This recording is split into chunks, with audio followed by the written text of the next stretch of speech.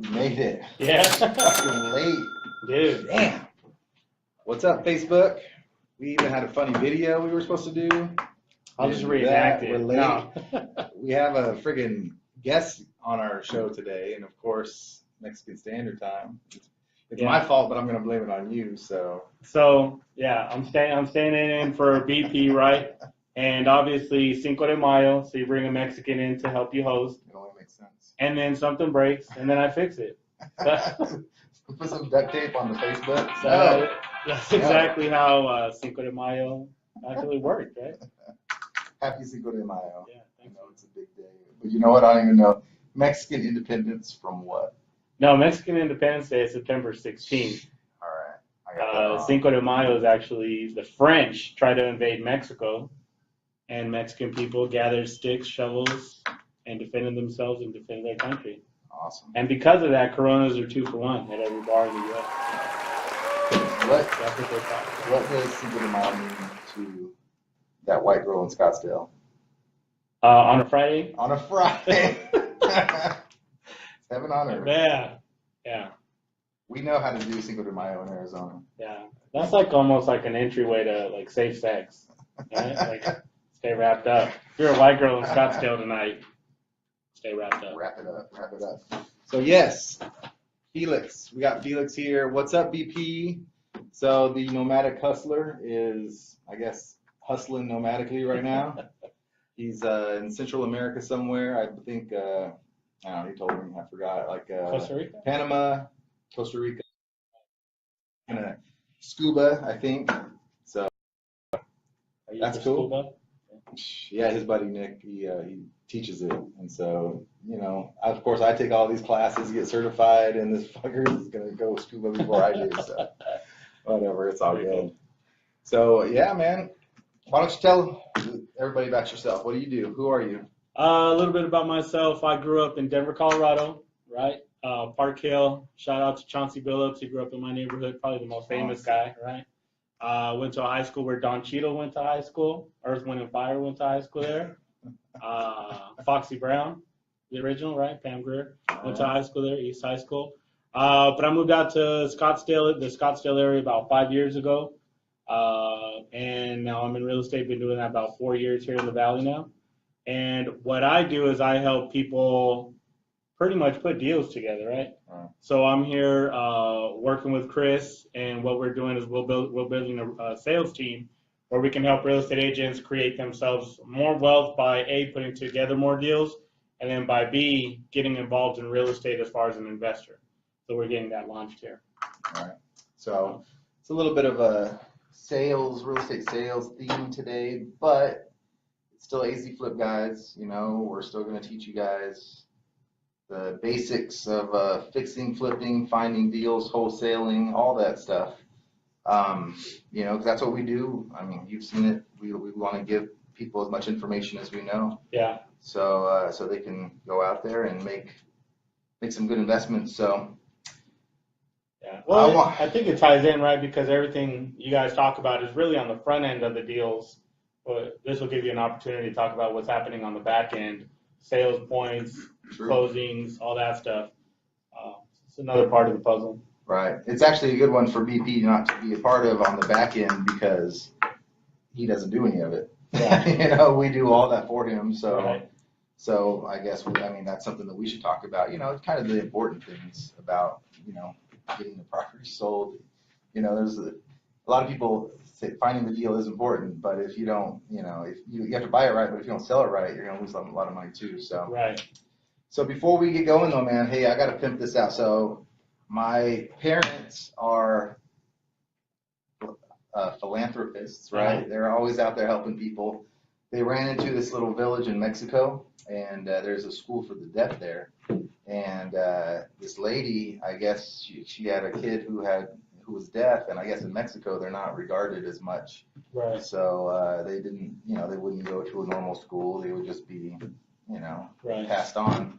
So anyway, she started her own school, but it's a very poor school. They don't have a lot of resources down there. So my parents do what they can. They help them build a kitchen and stuff. But anyways, the school wants to take a bunch of the kids to Disneyland. Oh, very cool. Do like the LA thing, Right. And take them to Hollywood and like, expose them to like all this really cool stuff.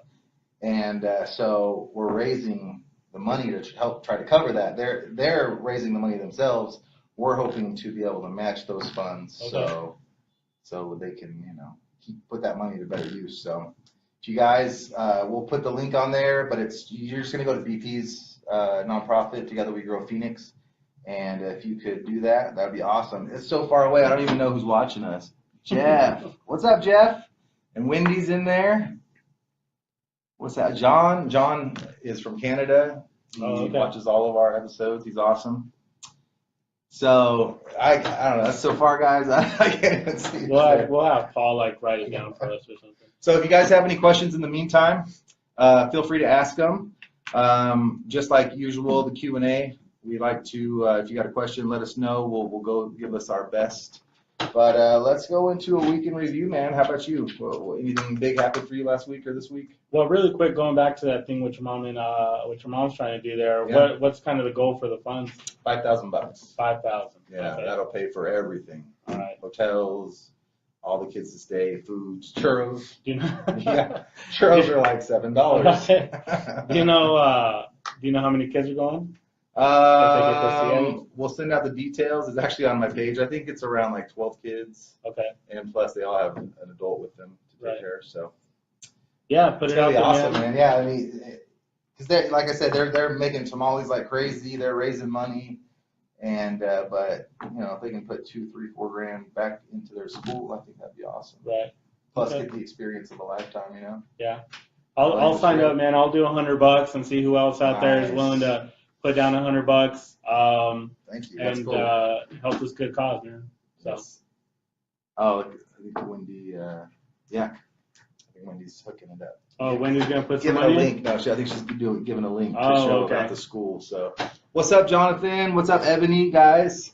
The BP team in full effect still, even though he's out of town. I wanted to make sure Wendy didn't have my debit card anymore while she was Oh, trying to donate She's some like more money. $100. Done.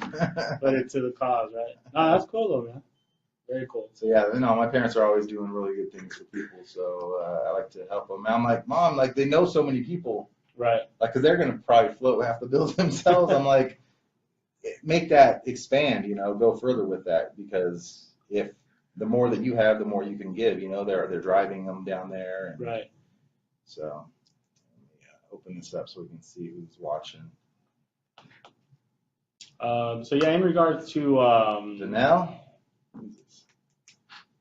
who's that? Yeah. what's up, Danelle? No invite to hang out with you today. I don't know, man. We're in Mesa. Come on down. So, week in review, man. How was your week?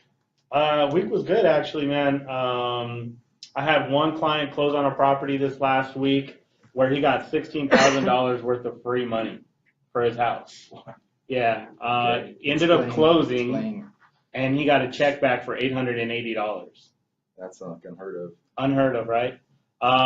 So I'm kind of a penny saver. What do they call it? Penny pincher? I'm a penny pincher. You're cheap. Cheap, yeah. I don't like to spend money. I don't like my clients to spend money. I'm trying to get everything for free, right? Right. So there was a very, very cool program called Pathway to Purchase.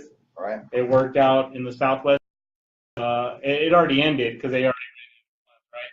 But they basically gave you 10% free money on the purchase price of the home up to 20%. 10% Mm-hmm. for your down payment? Yep.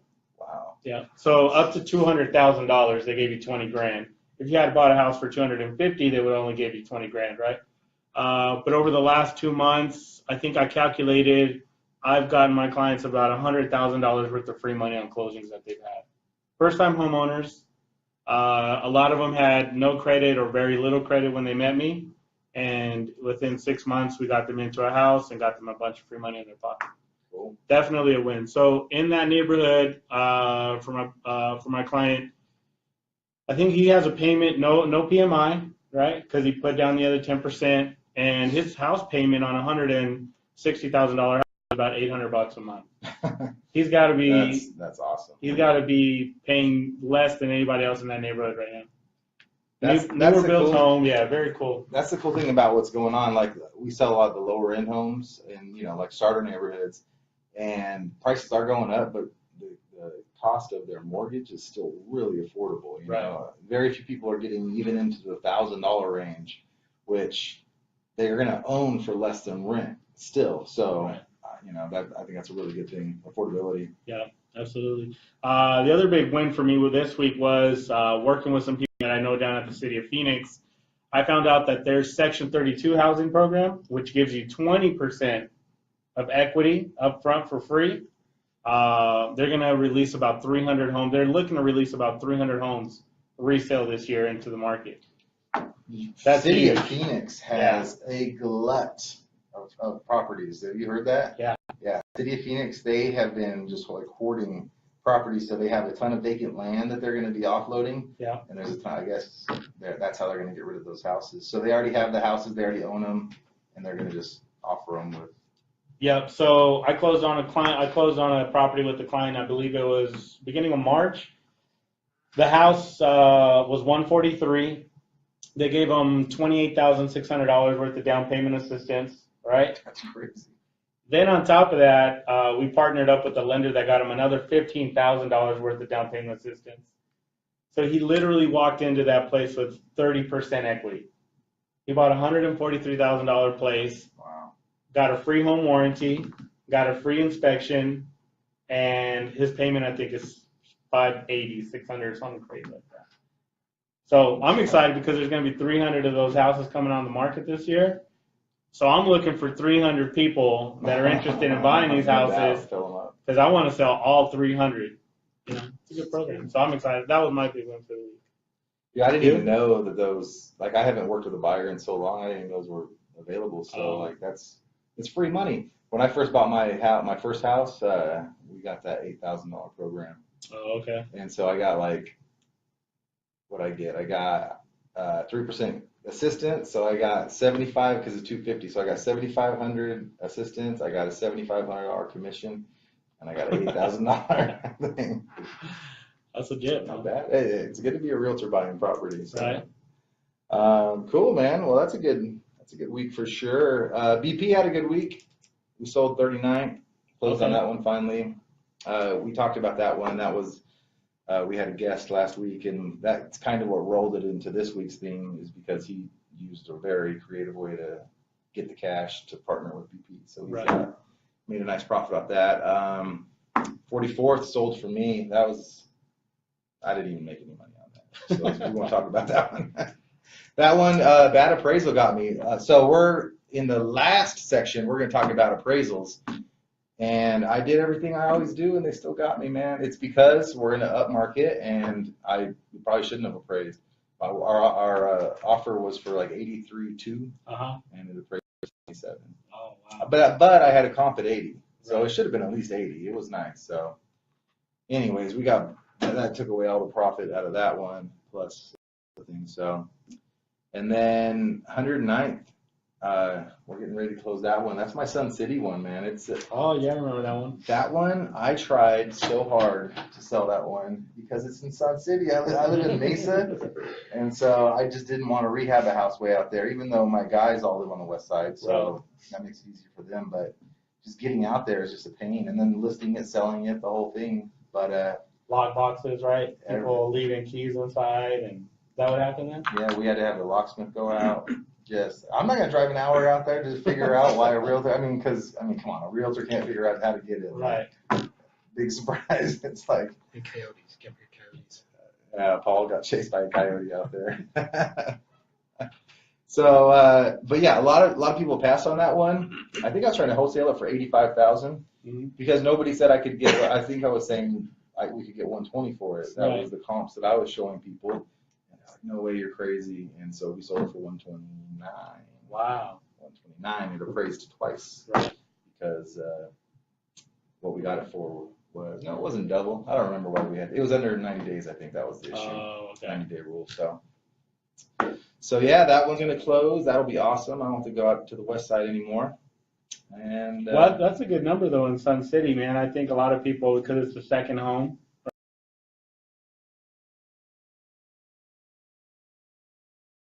roughly is like a decent number in Sun City. Right. Yeah. So. Yeah, because to contrast, we do actually have another one in Sun City, like a mile from there. It's a house, 3-2 house, and it's going to be like 160. Yeah. So that sounds affordable. Right. Yeah. So that's good. But a lot of those people are leaving every day. It's getting hot. It's like 103 today. So hopefully enough of them stay. So cool, man. You got anything else to go on that one? No. I mean, the cool thing, man, I talk about with you guys, UMVP. I know you, like you mentioned, there's a couple of places that maybe you didn't make a whole lot of money on, or maybe didn't make any on, but your investors, the people that trust in you, the people that have their money with you, they're getting their money in their investment, right? Yep. That's what I think is cool about what you guys are doing. So.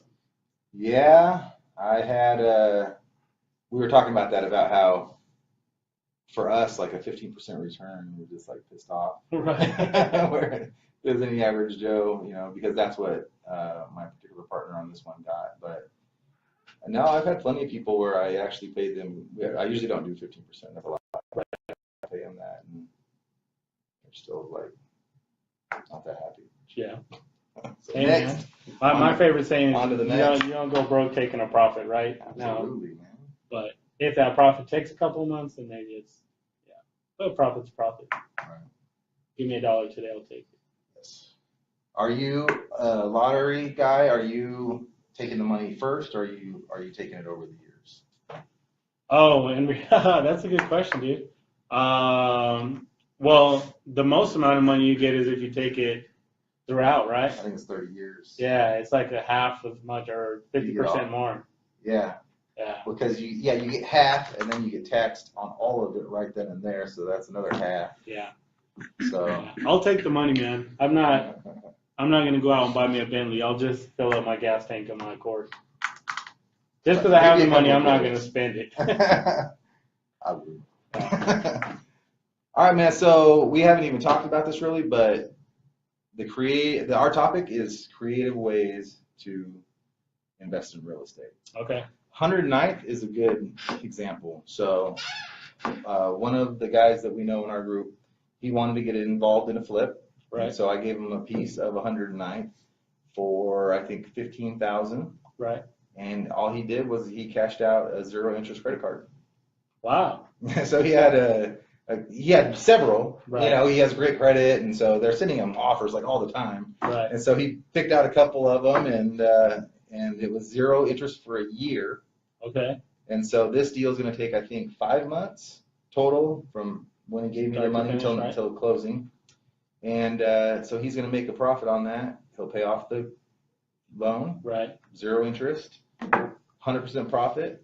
I mean, it's pretty legit. That kind of stuff is where, if you don't have any money, so he didn't have the $15,000 in cash, but he had credit, and then he's able to access that money. So cool. That's what today is about. How do you find money if you don't got no money? Right. Well, that's like, have you ever heard the story about the guy who went out and using his credit cards, he would buy coins from the mint, right? So you go on, allow you to go on to like mint.com, right, which is the U.S. government's website, buy money with his credit cards, and then they would ship him the money, he would receive it, he would pay off his credit cards, and then he would order more money. So it was just a cycle. Well, what he was doing is he accumulated, I think, 4 million miles on his credit card for his fly miles. There you go. And he was just buying money and paying his cards and buying money and paying his cards. Travel for free. So there's always those loopholes, right? There's always those get-arounds that are available to you. Yeah. So you missed that one payment. And it all comes crumbling down. Yeah. So you got to be smart. Yeah, I'm going to preface this because a lot of these, you're going to think of it and be like, wow, that's really stupid. You got to be an idiot to do that. So don't be an idiot. I was talking to Paul earlier, and one of them is if you have a free and clear car, get a loan on it. He's like, well, now they're going to repo your car. We're like, no, because you're going to pay the payment. Don't be stupid, people. All right, so there's that. So, all right, here we go. Number 1, get a loan. Line of credit, right? Yeah, absolutely. It's a little bit tighter these days, but... Well, let's talk about this. If you bought a home back in 2010, right? No, no, 2011. No, that's That's not a bank loan. That's number 3. Oh, my bad. Just a regular loan from. So you go to, don't go to Wells Fargo, don't go to Chase. They don't mess with people. Go to Desert Schools. Okay. Go to Arizona Federal that you have a relationship with, or build one. Right. They'll give you a $10,000 line of credit if you have good credit. They'll give you, or it kind of goes along the same lines as like credit card, unsecured lines of credit. Like a signature loan. Right. Okay. If you have a good name and good credit, they'll give you a small loan. Right. So So that's number 1. So that's a good way, because like I mentioned, I work with a lot of people who have no credit to start with, typically, right? So building a relationship with a credit union is huge. If you don't have any credit, what you could do is you could start a secured credit card. Cost you $300. You treat it as a regular credit card. Within 6 months, you'll have enough credit typically to go out and get that signature loan. That's like the best way. Mm-hmm. That's the best way to build your credit right there. I mean, they want to have different trades, right? So you want to have, they want you to have a home loan. They want you to have an auto, a credit card, and all that. Right. And that's like the perfect world. So if you don't have any of those, putting down your own money, I mean, again, that sounds stupid too, right? You're going to borrow your own money and pay interest on it. Well, yeah, because it's going to help you get to where you want to be. Right. And talking about what you're talking about, being smart about it, I have people that I know, they're like, well, I can't get another secured credit card. And I said, well, not. He says, because I didn't pay the last one. I'm like, that was your own money. How did you not pay your last one? I'm like, you're basically paying yourself back. You got to be strategic, right? You pay like 30%. So if you get a 300, you go charge up $100 and then you pay it right off. You never go over $100. So you're always at 30% or less. 30% or less, yeah, exactly. And then always owe a balance on it. Some people have credit, use it every month, pay it all off, but that's not really credit. You have to let it sit in the cycle. Leave $1. Yeah. That as works. crazy as it sounds, No, right? But it's these a are all game. things that we know. It's a game. Right. What's Dave Ramsey says? He says the credit score is I love that score. And it's true, but it's a game, you know, if you want to, because we're not telling you these things to be passive. We're telling you these things to be aggressive and go make some freaking money and invest in real estate and create wealth. Right. Don't sit back and work at Walmart when you're 75. Like, that's the kind of shit I'm trying to help people avoid. So, yeah, a lot of these things sound stupid, but if you do it right, it'll work. Yeah. The second one, this is like almost everyone, I swear to God. You ever worked at a job before? Yeah, worked at You ever quit a job before? Yeah, I've quit a lot of jobs. You qualify. So if you worked a job before and you quit a job before, or they fired you or whatever, there's a really good chance you had a retirement plan, right? Yeah. You probably have no idea what it's invested in. You probably didn't know then. You probably don't know now. You probably don't care. But millions of people have old IRAs, 401ks, every different kind of retirement account you can think of at their old employer, just sitting there. Maybe it's making money. It's probably not making money. Right. They're probably charging fees. There's a lot of fees. You know, so this is where most of the people that we partner with, this is where a lot of them get their money. So what they do is you know how it works? The 401ks? The self-directed? Yeah. Why don't you explain? You basically, well, again, you kind of hit on it. I think we've all been 20 years old and working at XYZ company. You sign up for 401k because they tell you, hey, it's free money, right? Mm-hmm. And then you don't know that you're managing. You pretty much just click aggressive, moderate, or, conservative. I worked at Samaritan, which is now Banner, and they had 15 mutual funds to choose from. It's like, what is this crap, you know? So my whole thing was, I was like, okay, well, I'm kind of a gambler, so aggressive, right? But you basically save up a lot of money. You don't know what to do with it. And then there's different options, right? You can ask for money to go and put a down payment on the house. You can ask for money as a repayment program, right? So you can say, hey, I want to take a loan out for myself and I'll pay myself back. Right. Which is not even on my list, and it should be, because that's a great way to get money to do. We have stock options, but that ties right into retirement. Yes, you can borrow it in most cases. When you work there, you can borrow out of your retirement and pay it back. Okay. Right? Yep. So if you have an old one, what you can do is roll it over to what's called a self-directed IRA. And self-directeds are cool. we have 2 places in town. We got Vantage and we got, no, what's the other one? Vantage and I'll think of the other one. Okay. But anyways, they both teach classes, and there's 2 things you can't invest in with your with a self-directed IRA. You can't invest in life insurance. Okay. And you can't invest in collectibles. So like coins, paintings, stuff like that, you can't invest in those. Everything else in the world is wide open. Businesses, like if you know how to make money, or you know somebody who knows how to make money by buying and selling pigs or cows or commodities or gold or whatever. Right. A business who works with Walmart, whatever, anything, you can invest with them. You can invest in any LLC. You can buy real estate. You can invest in the stock market, just because, but now you have the control. It's self-directed. You can do what you want with it.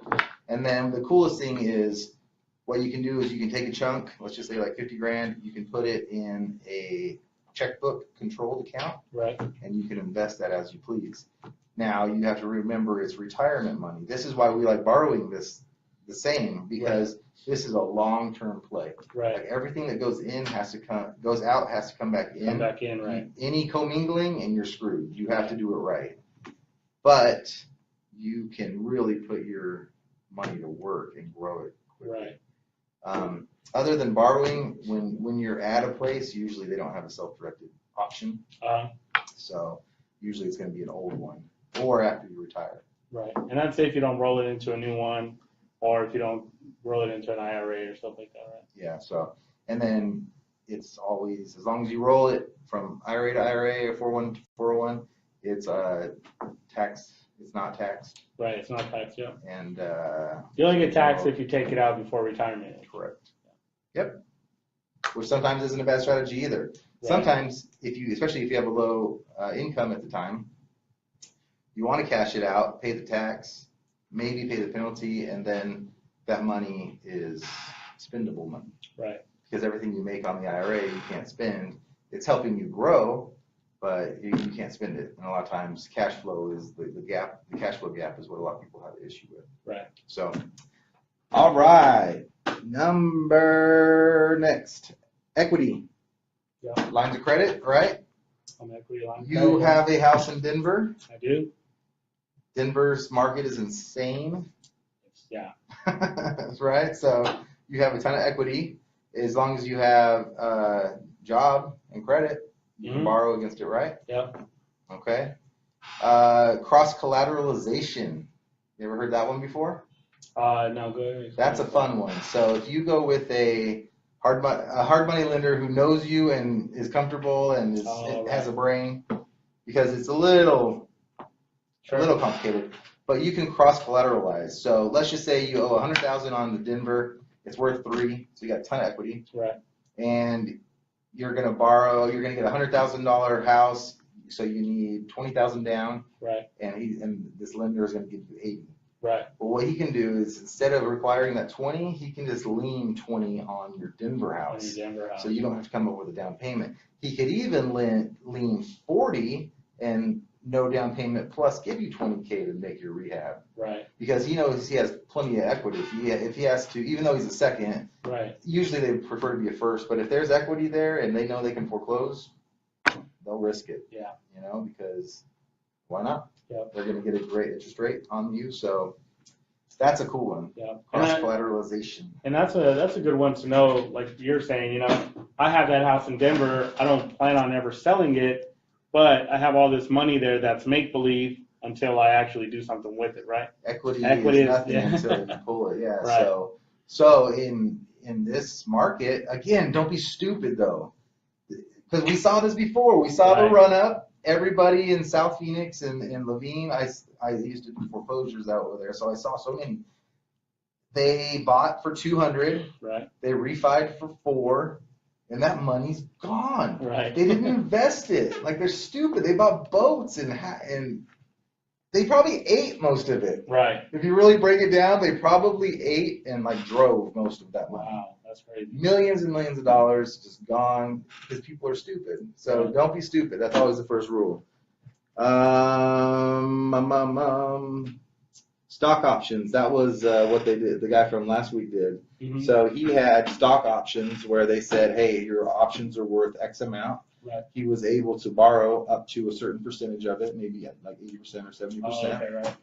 And then he had to pay it back within a certain time. Right. So he borrowed that money, lent it, got it back, paid his interest, kept the difference. Yeah, smart. Boom. Credit cards. Went over credit cards. Those are easy to get. Again, those are a little tricky because you don't want to put yourself in a situation where you're maxed out, living on credit cards, and waiting for some money to come back. Absolutely. So be super smart about that, right? And the credit card has to make sense. Right. Don't go do it 29% because now you're going to lose money.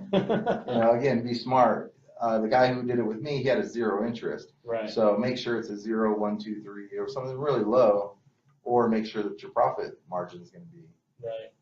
And a lot of people don't know this, but you can actually call up your credit card and negotiate and say, hey, I know you're offering me 8% or whatever, but I'd rather do something like 4 or 3 because you really don't have anything to lose by doing that. If that's going to be a strategy of yours, just don't take what they give you.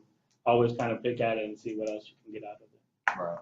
And now on the credit cards, you don't always have to cash them out either. That's an option always, but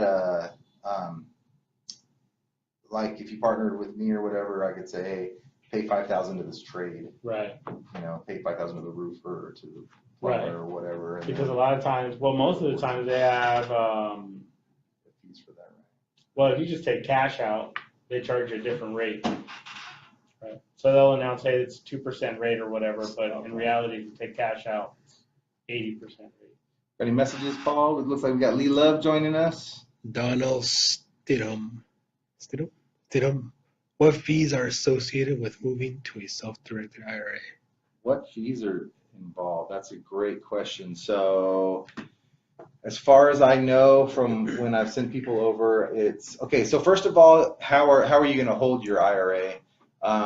Most people want to do it in an LLC, and what it'll be is it'll be Felix for the benefit of, or it'll be the name of the place. So it'll be Vantage. Right. FBO for the benefit of Felix's retirement account. That'll be the name of the LLC. Right? And that's the name of who will hold the money. I believe it's around $250 fee, and then there's another recurring fee of about $150. But I believe it's $250 to roll it over, and then there's a per transaction fee. That's why you want to do the checkbook control, because if you move it, so you have it in your IRA, if you move it from here to this investment and back, you'll get feed. To this investment and back, you get feed. The other way, you put it right into your bank account, and then you never pull it out back to them. Right. Because every time they have to do work, they're going to charge you. Yeah, and that's the biggest thing with all those products is you don't want to get feed to death. Yeah. So, yeah, it's not a lot. I highly suggest going. They're awesome. Mm-hmm. They teach a lot. They teach what you can do. I mean, a lot of people, they'll teach them to be a lender. That's the easiest way to make money, just be the lender. Yeah. So I guess a lot of times it's more about who you know, right? And I know you, BP talks about it's not about who you know, but it's how you know them, right? So you obviously have to build a relationship with someone that's in that realm or in that sphere of business. Is there a certain person that you trust here in Arizona? I've always sent my people to Vantage. Oh, okay. But the name of the other company, Intrust. That's the other one. Intrust? I think Intrust became Vantage, and then they became Intrust again. Oh, okay. That's the one where I've always done. JP Dada, I believe, is Vantage. He's in the EO group. He's in the real EO group. Okay. And so they do a ton of business. But then the other one is up on like Tatum. Okay. Tatum and the 101 up there. All right. That's where I've usually sent people, and they've done a good job. There was one is that Vanguard or Vantage? Vantage. Vanguard is probably up there too. Right. But okay. There's, I think it's called Equity or something like that out of Ohio. Uh-huh. It's like a real popular one. Most of the country, I think, does their self-directed out of there. Right. I didn't like them when we worked with them. They were kind of a pain in the ass to work with. So yeah. I like local. Yeah, local's a lot better when you're talking about money, right? Being able to step into someone's office. Right. So, All right, we got any questions? What's up, Orlando? Lee joined again. Andrew Cross said, "Where are the tacos and tequila at?" Oh, the nacho bar is at Title right across the way. It goes till 1:30, so we're good. But yeah, I think it's a margarita kind of day, man. 2 for 1 Coronas, you said? 2 for 1 Coronas is a standard, man. You gotta have 2 for 1 Coronas. Understand? But I don't know, man. I don't think Fleet. That's just. You don't lime your beer? Hell no. No. I don't know. I'll lime after tequila, Uh-huh. but I don't do tequila. I think it goes do back lime to and when I was tequila. like 19 in Rocky Point, and it was the rotten like limes in bottles and bad memories. There's a lot of bad memories in Rocky Point, man. A lot of good ones out there, too. Great ones. All right. So, tax refund, guys. First of all, don't get a tax refund. If you get a tax refund, you're giving an interest-free loan to the bank. Everybody knows that, but people, it's their, if that's your savings account, cool. Right. But it's not, if you can't control it in your bank, then I guess do that. But, don't blow it. Don't go to Disneyland, invest it so you can go to Disneyland forever, right? Crazy how many people throw away that money, huh? First of all, by paying it, and then waiting an entire year to get that money back. And then they get it back and then they spend it on the stupidest things on earth. TV. $495 Lonzo Ball shoes. Did you hear about that? God, I heard about that. Dude, who's going to pay $500 for a pair of tennis shoes? Some idiot. Yeah. They sold 5,000 pairs already. Something wrong with this world. So don't spend your tax refund on invest tennis it. shoes. Invest your taxes. Buy a friggin' house. Put that together with, some of these programs you got. Go buy a house. You can equity, man. All right. Next is life insurance policy. We should talk to Carmen and Darius about that. They do the infinite banking life insurance stuff. Still above my head. I haven't been to the class, but Right. After a certain point, you can borrow against your life insurance. I'm pretty sure that's whole only. Yeah, that's only whole. I don't think you can do it on term. Right. But if you do get life insurance, I think term's the way to go, right? I know Dave Ramsey talked about term only. But Well, the thing is, term is cheaper, way, way, way, way, way cheaper. But when it's done, it's done. it's done, yeah. If you don't die in those 20 years. So, but I think that's the point, though. In the next, you have the next 20 years to gain wealth Right. to where you're self-insurable, and then it drops off. Right. Whole is generally, like for the standard, is a very low return, but it has the options. So I can't really say enough. I'm not educated enough on the subject to really give an opinion. All I know is what I've heard. Right. That's what I know. So again, I think when you're building up your team of I think you have to kind of know where the money's at, right? Know where the money's at, and then also find people who know where the money's at, and then talk to them and pick their brain about it. So if you know someone that does life insurance, probably talk to them, like ask them a billion questions about it, and then if it sounds like something that would benefit you, then do it. Got a question. Quincy Tostin? You use credit partners. Yeah, we use debt partners and credit partners. So what's a credit partner? A credit partner is someone that uses their credit to buy the property. And then generally on that, though, is because we do a lot of flips, so obviously that's what we're talking about. But I love credit partners on long term because especially as you're growing your portfolio, the standard is going to be 4 loans. Right. And that's if they're all showing cash flow and you can prove the income and all that, right? If you really know what you're doing, it's going to be 10. So it can be 4 for you, 4 for your wife, up to 10 each. Mm-hmm. But still, you want to leverage other people. And if they don't have any money or they don't have any knowledge, partnering with a pro using your credit is a good way to do it. Mm-hmm. So, but yeah, preferably it's going to be more of like a long-term play on that. You got someone that made a comment that chew on head. Chew on. Kind of elaborate on that. And then going back on the credit partners, Quincy, are you looking to be a credit partner? Are you looking for a credit partner? Kind of elaborate on your question there a little bit. So we'll move on from that. Go ahead and do that. Quincy, you got more? Go ahead and bring it, and we'll answer those. We'll get to the last one, other people's money. I mean, guys, this is really what it kind of comes down to. You want to be the bank.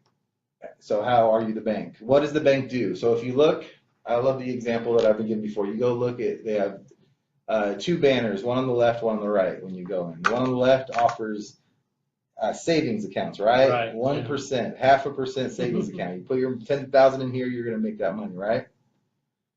Put your shoe on your head. All right. That's kind of weird, but all right. So they're offering to take your money and pay you 1%, right?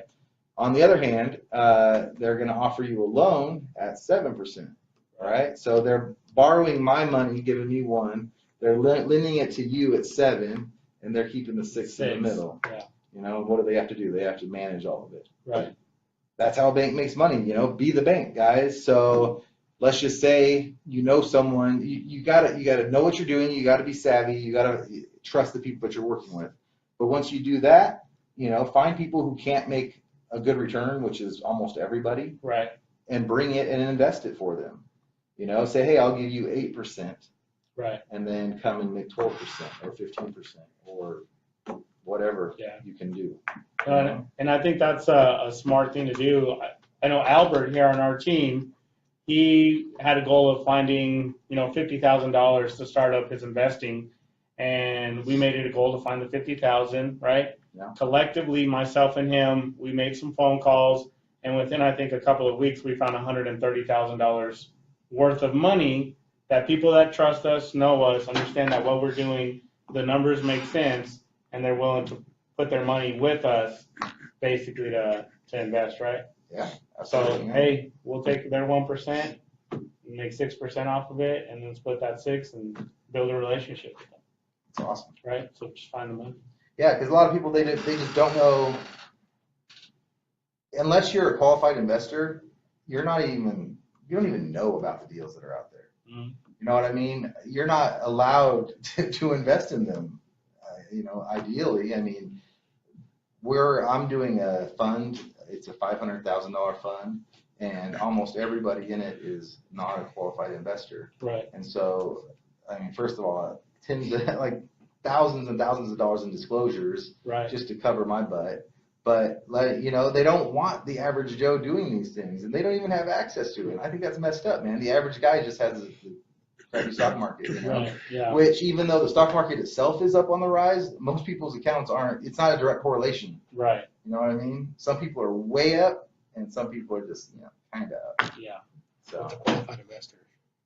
Qualified investor, I believe right now is $250,000 income and $500,000 in assets, I believe. And then it goes up if you're married. I think it's $350,000. Dude, I'm not putting a shoe on my head. Who is that dude right there? I don't know. I think I know where the tequila shots are at, though. This dude wants to see someone with their shoe on their head. It's a zapato on the cabeza today. All right, man. So that's it.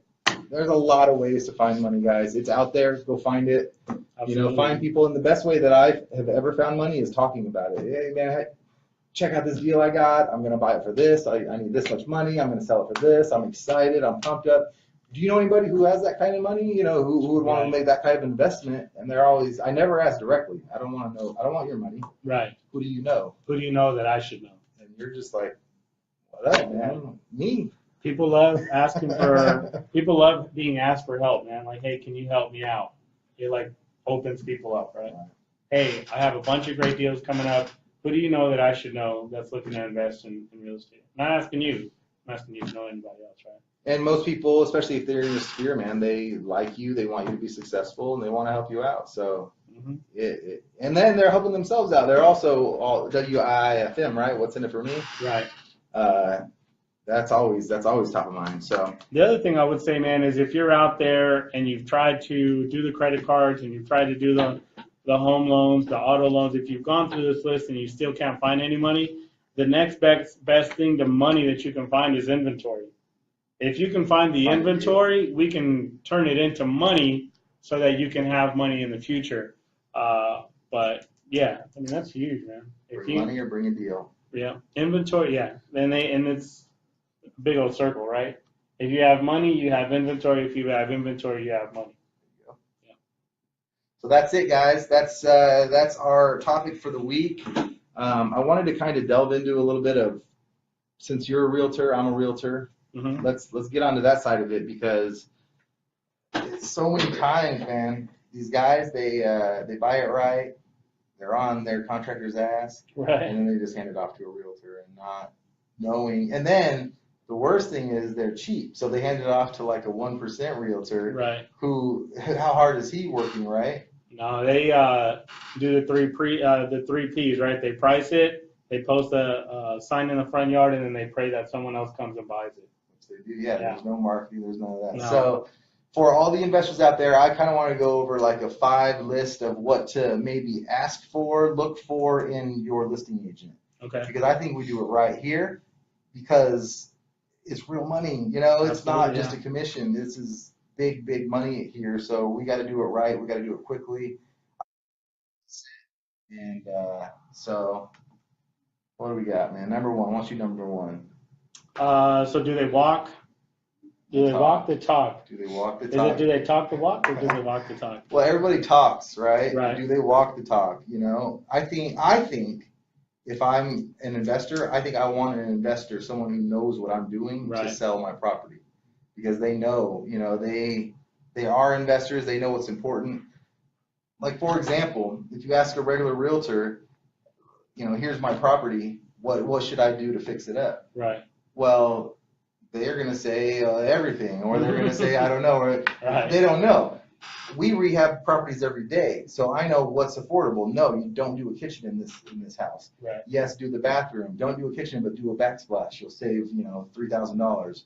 So knowing what to do as far as rehab, what, you know, Right. the property to maximize value, I think that's kind of the first thing. Yeah, it's almost like you have to know the end game, right? You have to think with the end in mind. Yeah, first. what do they want? And then we have meetings every week, so we know what the buyers are looking for. Whenever I'm looking to make a decision on like some sort of design idea, Right. I take it out to that realtor Facebook page. Right. You know, there's like 10,000 realtors with opinions. I Yeah. mean, lots of opinions. So That's true. I have seen you comment on that. yeah, That's about color scheme and all that stuff, that's what made me change to white cabinets.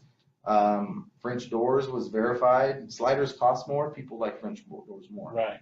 So why would you ever do a slider, right? Right. All the new builds do sliders. Yeah. Why?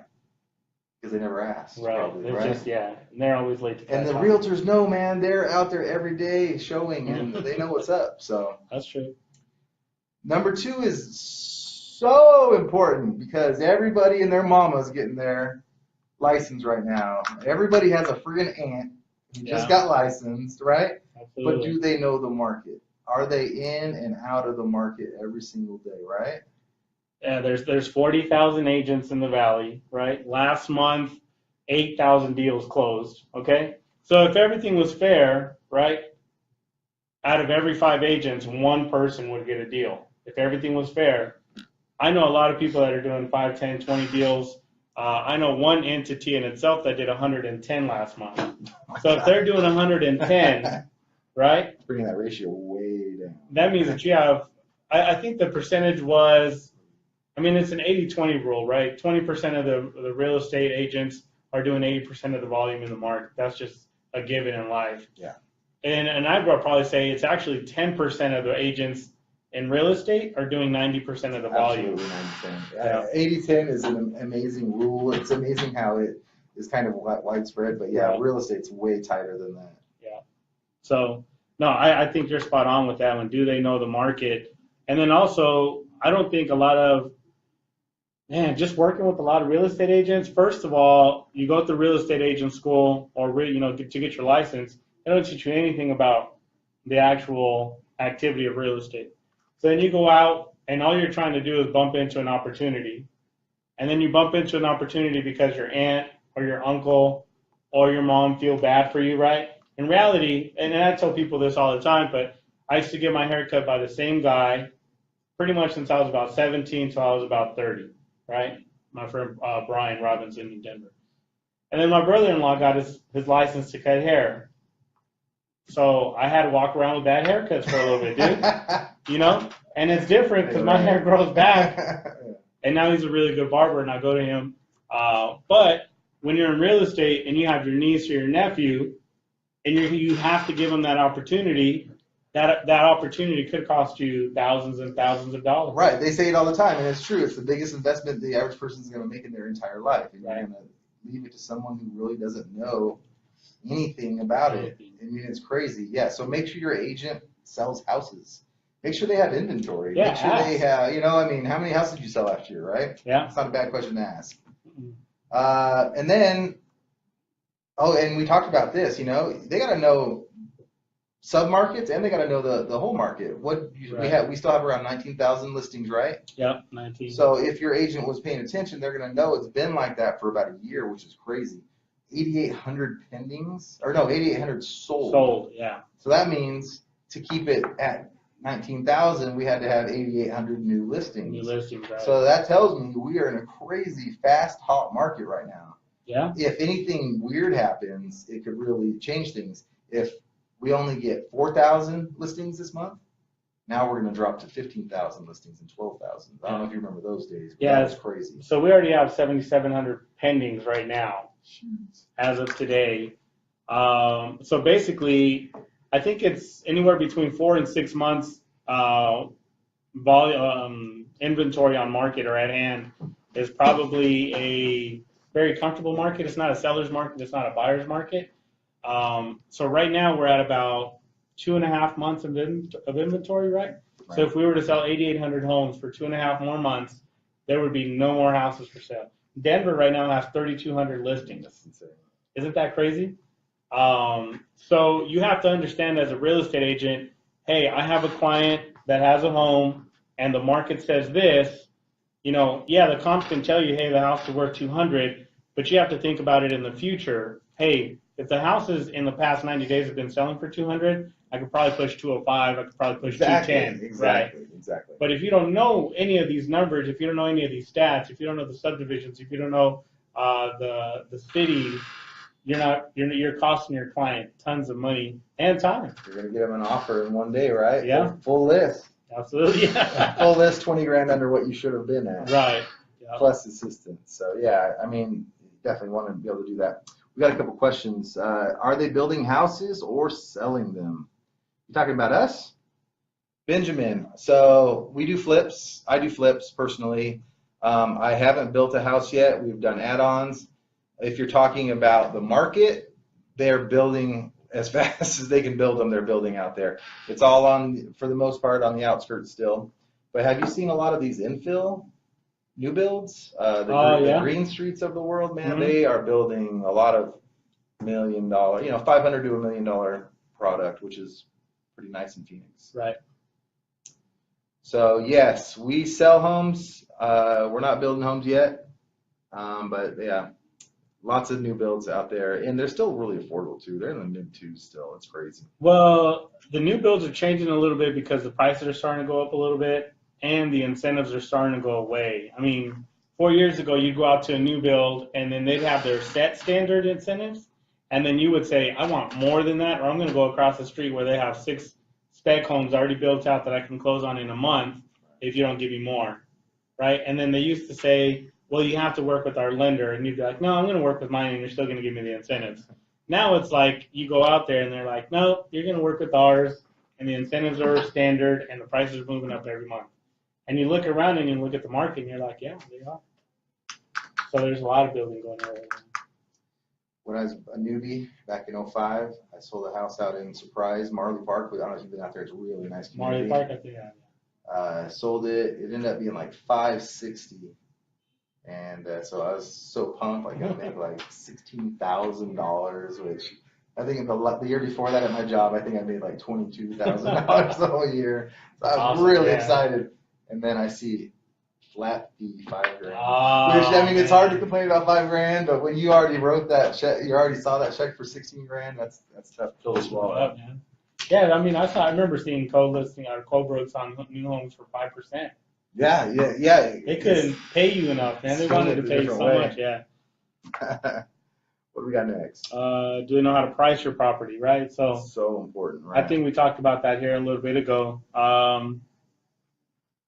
Yeah, can you be aggressive? You know, where do I need to be? If we're in a declining market, you want to price right under. Right. You know, you want to be probably 1 to 3% under comps because otherwise you're chasing it. That's what so many people did in like 08, 09 is they chased it. You know, the market's going like this. They're priced here and then here and then here. If they would have just got under it at first, they would have.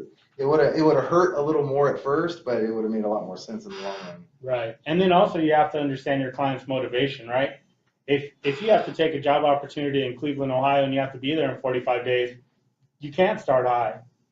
You have to start under market, and then the market itself will elevate your sales price, right? I remember I had a client I'd probably say a couple months ago, and she wanted to list her property, and she wanted like 180. And I told her, hey, I understand you want 180, but you have to understand the way people search for homes in your area. No one is searching for homes between the prices of 180 and 185.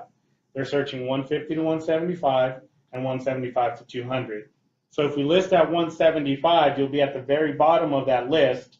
And when people look on Zillow and Trulia and all the other websites, they start with lowest price first. So you'll be the lowest priced home in this subdivision starting from 175 to 200. So many people see that. Right. Or you'll be, and that subdivision didn't have a whole lot of homes between 150 and 175. Or you'll be the only one in that bucket. We ended up listing, I think she ended up selling for 182, no closing costs because we got 6 offers right after that. So the market's going to push itself however it is, right? Sure will. It's the eBay approach. Yeah. All right, man. The next one is, will they go the extra mile? What do I mean by that? Man, we have an awesome admin team here. Yeah. We've got Wendy plus Jen, a couple other people. And so we have a team back there. I was gone in California, and they didn't skip a beat. It was awesome. Yeah, because realtors take vacations. I mean, hey, I need a day off. Sometimes I need someone to step in. You have to have a team with you. Exactly. And then the way I like to go the extra mile, man, I don't know anybody that does this. I try to preach it all the time on Facebook and just let people know they got to do this.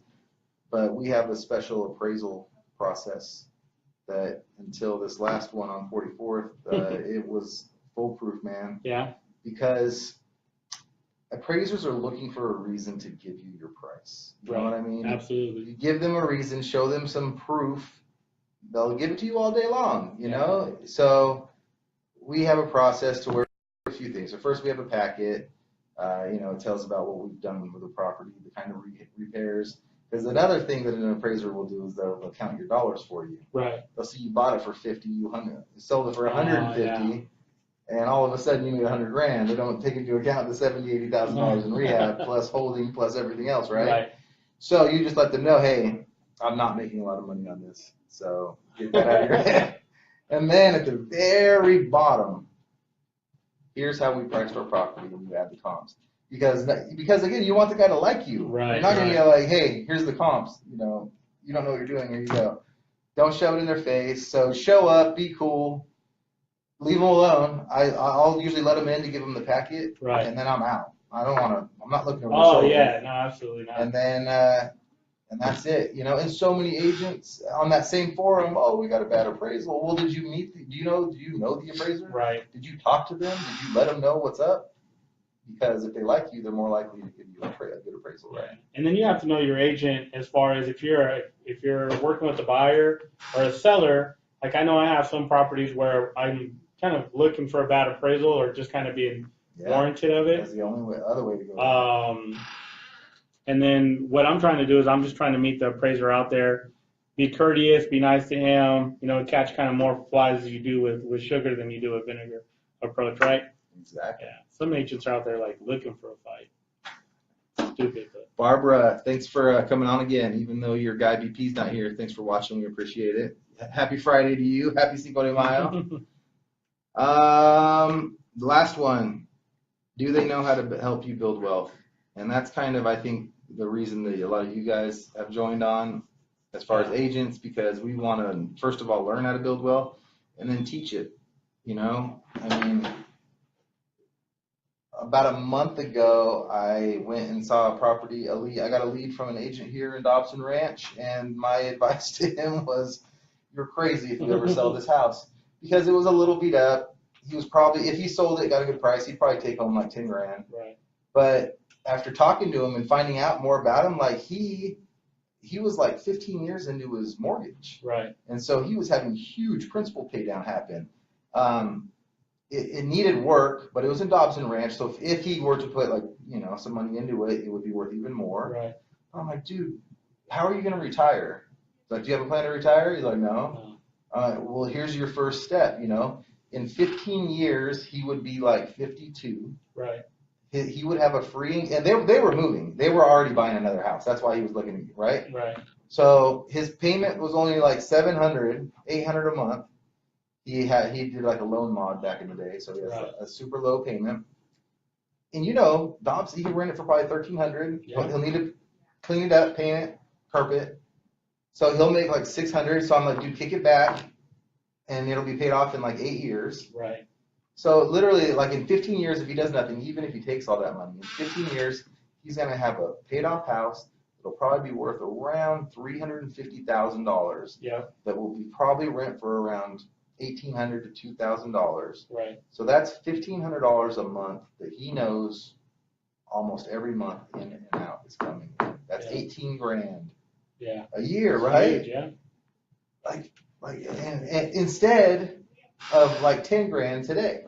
Yeah, and I think that's the one thing that I would tell people is, you talk about asking your agent how many deals have you closed. If they're not closing a lot of deals, they're going to walk into that person's living room and they just want their 3% commission check, and they could care less about the person and their future, right? Yeah. I don't care how you're going to live in the future. That's not my problem. I want my 3%. Right? I need a paycheck today because I got bills myself. Right. But when you're working with people that are actively in real estate closing deals, I know when my next 10 checks are coming and how they're going to get here. I'm not worried about it. So when I meet with clients and they want to make a financial decision that's going to affect them for years to come, I'm not going to be like, hey, Mr. Client, buy this house because I need a paycheck. I'm going to be like, hey, Mr. Client, this probably isn't the right deal. Let's walk away from it, or let's be aggressive and put you in a position to win. Right. Whether you're buying or selling. Right. All right. We got any more questions out there? It's been an hour. Okay.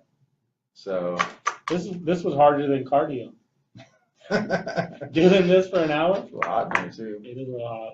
That's because Paul's in the room. Once he leaves, it cools down. That's right. Did we die on Instagram? Power. Oh, Instagram. Sorry, you missed it. All right, guys. CashFlow Kris. Felix needs a nickname. We'll be here next week. I don't know about BP or not, but tune in next Friday at noon. Let us know, what do you want to hear about? What's the next topic that you want to see? Let us know. We will definitely do that.